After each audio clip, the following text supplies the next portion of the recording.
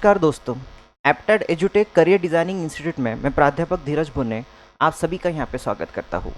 एप्टेड एजुटेक अमरावती की तरफ से हमने करियर टॉक नाम की एक सीरीज श्रृंखला जो है शुरू की है, जिसके माध्यम से विद्यार्थी पेरेंट्स इनको करियर गाइडेंस मिले, उनके व्यक्तित्व विकास के लिए नए नए आयाम इन्हें मिले। तो इसको ध्यान में रखते हुए आज के इस करियर टॉक में हमारे बीच मौजूद है विद्या भारती महाविद्यालय के एक काफ़ी नामी गिरामी हस्ती, ह्यूमन रिसोर्स डेवलपमेंट, साथ ही कैंपस रिक्रूटमेंट ट्रेनिंग, साथ ही प्लेसमेंट, ऐसे सारे विंग्स के हेड और डायरेक्टर के तौर पे कार्यरत माननीय मोंगा सर आज हमारे बीच मौजूद है। तो सर जी आपका काफ़ी यहाँ पे स्वागत है यहाँ पे।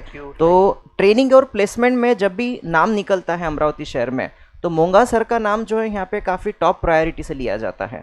तो सर ये आपका सफ़र किस तरीके से रहा, आपने किस तरीके से ये उपलब्धि हासिल की और ट्रेनिंग प्लेसमेंट में आपका कैसा अनुभव रहा, हम जानना चाहेंगे। देखिए, मैंने मेरे करियर की शुरुआत सन 2004 में की। इंस्टीट्यूट से मैंने स्पेशलाइजेशन किया मेरा पोस्ट ग्रेजुएशन का industrial relations and personnel management में, और after completion of my post graduation इसी कॉलेज में मैंने as a training and placement officer के नाते ज्वाइन किया। आप विद्या भारती के स्टूडेंट हो? विद्या भारती का ही स्टूडेंट हूँ। ग्रेजुएशन मैंने भारतीय महाविद्यालय से किया, कॉमर्स ग्रेजुएट हूँ मैं। और मेरी फैमिली एक बिज़नेस फैमिली है, सारे कंस्ट्रक्शन के बिज़नेस में और ट्रांसपोर्टेशन के बिज़नेस में रहे। मेरे मन में शुरुआत से इच्छा थी कि एकेडमिक्स के क्षेत्र को एक्सप्लोर करना चाहिए, और उसी नाते से मैंने 2004 में विद्या भारती कॉलेज ज्वाइन किया as a training and placement officer, और साथ ही साथ टीचिंग की भी फील्ड में मैंने मेरा काम शुरू किया उसी इंस्टीट्यूट। जिस साल में मैंने विद्या भारती ज्वाइन किया, ईयर 2004, कैंपस रिक्रूटमेंट करवाना अपने आप में एक बहुत बड़ा चैलेंज था, क्योंकि आप देखिए कि हर इंडस्ट्री जो आपके कैंपस में रिक्रूटमेंट के लिए आती है, उनका एक थॉट प्रोसेस बहुत क्लियर होता है कि हम यदि इतने एफर्ट्स लेके इस इंस्टीट्यूट में जा रहे हैं तो हमें सही कैंडिडेट्स मिलना चाहिए। करेक्ट। एज अ रिक्रूटर उनके लिए सबसे बड़ा चैलेंज होता है selecting a right kind of candidate for the right job. मेरा कॉलेज आज की डेट में अमरावती में क्या पूरे विदर्भ में अपने नाम के लिए जाना जाता है, एजुकेशन के लिए जाना जाता है। यही पोजीशन उस समय भी थी।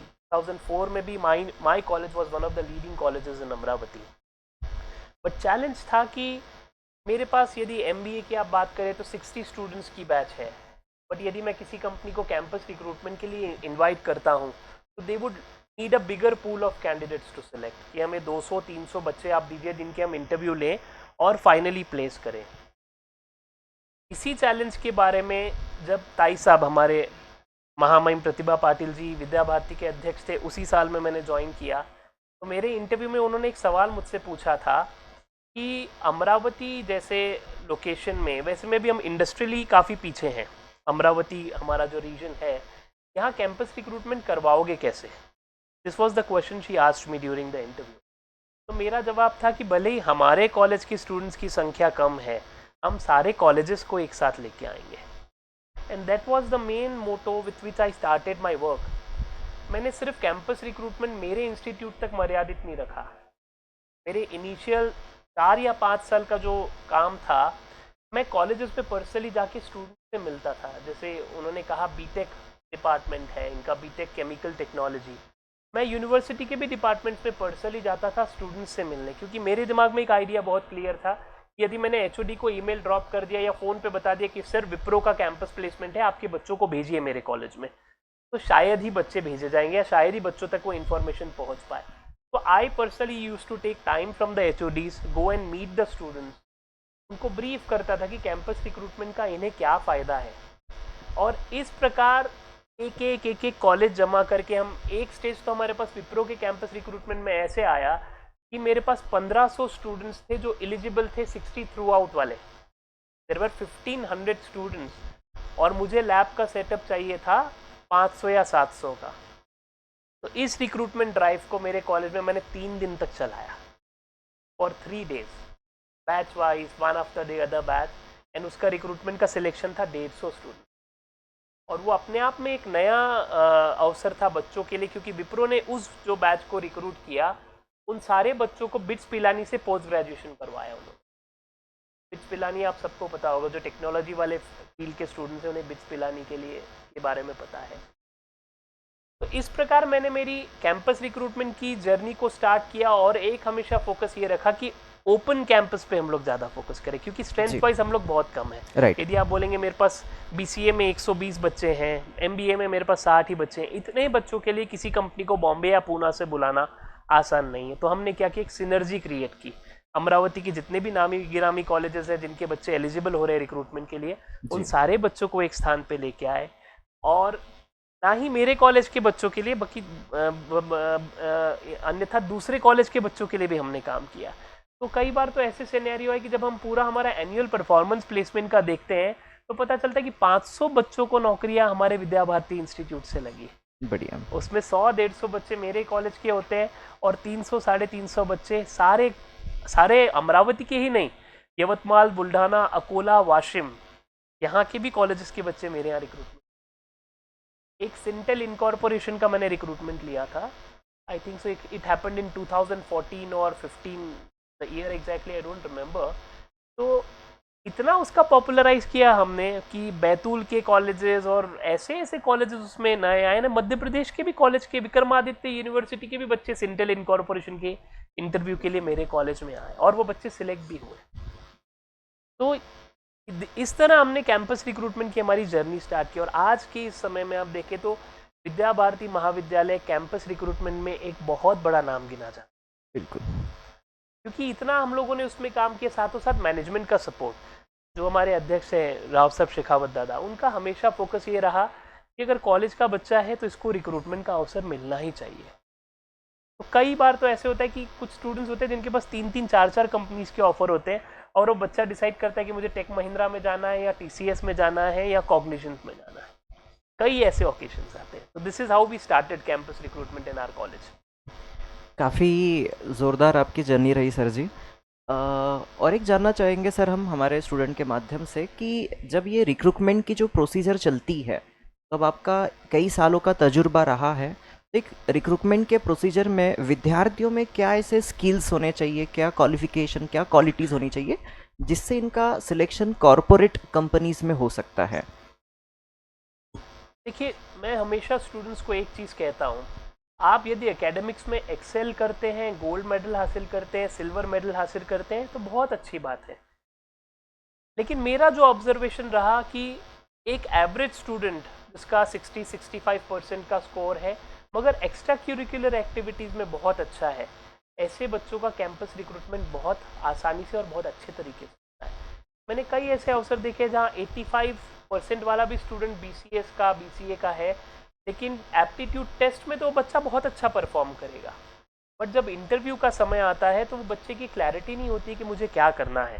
तो उसको रिक्रूटर पूछता है कि आप अभी BCA पढ़ रहे हो और आपका स्कोर भी बहुत अच्छा है, तो यदि हम आपको रिक्रूट कर लें तो आप ज्वाइन करोगे? तो बच्चा ड्यूअल माइंड में होता है और वो कहता है नहीं सर, शायद मैं MCA ज्वाइन करूँगा, MCA पढ़ना चाहूँगा। तो रिक्रूटर का सवाल ये होता है, फिर भाई आप इंटरव्यू क्यों दे रहे हैं? वहीं ऐसे भी स्टूडेंट्स देखे जो those are very happy go lucky, सारे कॉलेज के एक्स्ट्रा करिकुलर एक्टिविटीज़ में पार्ट लेंगे, यूथ फेस्टिवल्स में पार्ट लेंगे, और बहुत अच्छे तरीके से बोलते सर मुझे तो जॉब की ज़रूरत है, मैं तो करूँगा जॉब, जब एप्टीट्यूड पास हुआ हूँ मैं तो इंटरव्यू भी क्रैक करूँगा। तो कहने का अर्थ ये है कि सिर्फ एकेडमिक्स पे फोकस ना करते हुए आपके एक्स्ट्रा करिकुलर एक्टिविटीज़ और आपके स्किल बेस्ड कोर्सेस ये रिसेंट ईयर में इस गवर्नमेंट के रेजिम में जो कौशल विकास वाली जो स्कीम आई है वो हाईलाइट हुई है, लेकिन skills where always demanded. Skills के डिमांड का ही आउटपुट है कि आज हमारे पास ITI कॉलेजेस और हमारे पास पॉलिटेक्निक कॉलेज है, क्योंकि स्किल बेस्ड एजुकेशन रही है, हमेशा से ही फोकस रहा है। मैं स्टूडेंट्स को हमेशा कहता हूँ कि यदि आप BBA के स्टूडेंट हो, BCA के स्टूडेंट हो, आपका रेज्यूमे उन 100 बच्चों के रेज्यूमे के समान ना रहे कि जिसमें सारों में सिमिलैरिटी होती है, name, address, educational qualification, percentage. आपके रेज्यूमे में वर्क एक्सपीरियंस आना चाहिए, इंटर्नशिप के प्रोजेक्ट्स आने चाहिए और स्किल बेस्ड कोर्सेज आने चाहिए। जब आपसे इंटरव्यू में पूछा जाता है ना कि आप 20 बच्चे इंटरव्यू दे रहे हैं तो आप ही को हम क्यों सेलेक्ट करें, तो उसमें वो बच्चा बोलता है कि सर आप BBA के बंदों को रिक्रूट कर रहे हो, लेकिन आप देखिए मैंने डेटा एनालिटिक्स पे 6 महीने का एक कोर्स किया है, साथ ही मैंने 3 महीने का इंटर्नशिप का प्रोजेक्ट किया जो आपके बहुत फ़ायदे का यदि मैं आपको ज्वाइन करता हूँ। तो ऐसा कैंडिडेट कभी भी एक्सेल करता है। इसलिए आपने जो कहा कि आप स्किल बेस्ड कोर्सेज चलाते हैं, जी आज के समय स्किल बेस्ड कोर्सेज बच्चों के लिए अमृत का काम करते हैं। और मैं तो कहूँगा हर साल एक दो स्किल बेस्ड कोर्सेज में आपने पार्ट लेना ही चाहिए। जो आर्टिफिशियल इंटेलिजेंस है, डेटा एनालिटिक्स है, इसके अलावा भी बहुत सारे कोर्सेज हैं। बट जिस दिशा में जॉब रिक्रूटर्स का ध्यान जा रहा है उस दिशा से बढ़ते हुए आगे कोर्सेज करें तो कभी भी फायदे का है। आप आज देखिए कौशल विकास योजना जो इस गवर्नमेंट ने लाई, उन्होंने सेक्टरल डिवीजन किया कि एग्रीकल्चरल सेक्टर में क्या स्किल्स लग सकती है। उसमें मैंने एक अभी कोर्स देखा है कि ड्रोन का भी एक ट्रेनिंग बच्चों को दिया जाता है, बीएससी एग्रीकल्चर के स्टूडेंट्स को, कि ड्रोन का यूज़ कैसे किया जा सकता है। हमारी ही संस्था का एक कृषि विज्ञान केंद्र है, वहाँ इंसेक्टिसाइड्स का छिड़काव ड्रोन की मदद से किया जाता है। तो यदि कोई बीएससी एग्रीकल्चर वाला बच्चा ड्रोन से रिलेटेड कोई स्किल बेस्ड कोर्स करता है तो उसका एम्प्लॉयबिलिटी ज़्यादा रहेगा as compare to a normal BSc agriculture. So my message, even in the past, even today, it is कि see to it that your resume carries due weightage with good number of skill-based courses and good work experience. एक जो मैंने खामी इस नई generation में देखी है, इनफैक्ट अभी भी देख रहा हूँ कि सैलरी के पैकेजेस के ऊपर बहुत ज़्यादा फोकस करते हैं। कितना पैकेज है, 3 लाख है, 4 लाख है, 2 लाख है। एज अ फ्रेशर आपका हमेशा फोकस होना चाहिए कि आपको इस ऑर्गेनाइजेशन में क्या सीखने को मिल रहा है। कई ऐसे ओकेजन आए कि मेरा जो फॉर्चुनेटली मुझे जो फर्स्ट कैंपस रिक्रूटमेंट करवाने का अवसर मिला वो था कॉग्निजेंट टेक्नोलॉजीज, जो एक यूएस का जायंट ग्रुप है कॉग्निजेंट। कुछ ऐसे स्टूडेंट्स हैं जिन्होंने 12-12, 15-15 साल 2004 में रिक्रूटमेंट होने के बाद कॉग्निजेंट में काम किया। उन्होंने मुझसे शेयर किया कि सर हमने एक कोशिश की थी कि 360 डिग्री व्यू हमने कॉग्निजेंट का लेने की कोशिश की। हमने ईआरपी में भी काम किया, हमने एचआर में भी काम किया, हमने कैंपस रिक्रूटमेंट में भी काम किया, हमने बैंकिंग डोमेन में भी काम किया। तो उस बच्चे ने उस ऑर्गेनाइजेशन की पूरी फील्ड लेने की कोशिश की, 2 साल इसमें, 3 साल इसमें, जॉब नहीं छोड़ा।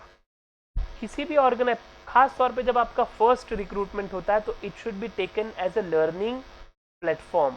इतना ज़्यादा आपको सीखने को मिलता है। साथ ही साथ जब भी अवसर मिले, अभी तो न्यू एजुकेशन पॉलिसी में आप देखेंगे कि internship is going to be mandatory at one और द अदर लेवल। हमारे यहाँ तो ये बहुत लेट आ रहा है। बीच में मैं एक समिट में गया था बैंगलोर, वहाँ श्रीलंका के एजुकेशन मिनिस्टर आए थे। श्रीलंका हमारे भारत के अनुपात में एक बहुत छोटा सा देश है। उन्होंने उनकी एजुकेशन पॉलिसी के बारे में उस समिट में बताया कि हम 12th के बाद बच्चे को एक ब्रिज कोर्स करने के लिए कहते हैं। उस ब्रिज कोर्स के बेसिस पे वो बच्चा डिसाइड करता है कि उसको ट्रैवल एंड टूरिज्म में जाना है, कि कॉमर्स में जाना है, कि आर्ट्स लेना है, या साइंस एंड टेक्नोलॉजी में जाना है। किसी को कोरिया में रिवर्स इंजीनियरिंग कहते हैं। यानी कहने का अर्थ है कि यदि बच्चा मैकेनिकल इंजीनियरिंग कर रहा है तो उसको फर्स्ट ईयर आपने मैकेनिकल इंजीनियरिंग की फील्ड में इंटर्नशिप करने लगाया, सैमसंग के किसी प्रोजेक्ट में उसको काम करने लगाया इलेक्ट्रिकल्स में, तो वो बच्चे को समझेगा कि एक्चुअल में जो मैं थियरी में पढ़ने वाला हूँ वो क्या है। इसको कहते हैं रिवर्स इंजीनियरिंग। हम लोग अभी उस लेवल पे नहीं पहुंचे, keeping in mind the vast population that we have, but still the new education policy if it is implemented in totality बहुत फायदे का, बहुत फायदे का। और स्किल बेस्ड कोर्सेज को ही स्कोप है। तो आप देखिए जिस संख्या में कॉमर्स के ग्रेजुएट्स और आर्ट्स के ग्रेजुएट्स देश में बाहर आ रहे हैं, या साइंस के ग्रेजुएट्स, उतनी एम्प्लॉयबिलिटी हमारे पास नहीं है। Rather than saying that employable नहीं है, क्योंकि सारे ही कॉमर्स ग्रेजुएट, सारे ही बीबीए के स्टूडेंट्स हैं। बी कंप्यूटर देखिए तो भरमार है बी कंप्यूटर। तो स्किल बेस्ड कोर्सेज पे हमेशा फोकस करिए, आपकी फील्ड से रिलेटेड कोर्स। और कोर्स सिलेक्ट करने में 12th के बच्चों को अक्सर कहता हूँ कि एक्सीडेंटल एंट्री मत लीजिए आप एजुकेशन में। यदि बच्चा फोकस्ड है कि मुझे क्या करना है तो सही एजुकेशन की सिलेक्ट करेगा। तो कई बार क्या होता है, वो बच्चे को कॉमर्स में एडमिशन नहीं मिला तो पेरेंट्स बोलते ठीक है बेटा तू आर्ट्स में एडमिशन ले ले। That is an accidental entry, never do. Education के बारे में you should never do. 10th में बच्चे को कॉमर्स में एडमिशन नहीं मिला, 11th 12th में, तो पेरेंट्स उसको आर्ट्स लेने के लिए कहते हैं। आर्ट्स नहीं मिला तो वो कहते हैं ठीक है साइंस ले ले, नॉन मैथ्स वाला ग्रुप ले ले, फिर आगे देखेंगे क्या होता है। अब लेकिन फिलहाल अभी की जो ये जनरेशन है, because of too much of exposure to social media for the good sake, कुछ चॉइस तो वो लोग करते हैं। some choices they really make कि no I want to do this. जैसे मेरी ही खुद की sister, she is a gynecologist. Her son was aspiring to become a chef. He wanted to study something from some international institute और बोलता है मुझे chef बनना है, जबकि mother is a gynecologist and father is a radiologist. But ultimately यही decision हुआ कि parents डॉक्टर हैं दोनों, तो बच्चे को MBBS लेना पड़ा, यानी स्टडिंग इन अमरावती ना हो, मेरी MBBS की पढ़ाई कर रहा है. लेकिन इतना है कि एजुकेशन का डिसीजन बहुत स्किलफुली और समझदारी से करना है.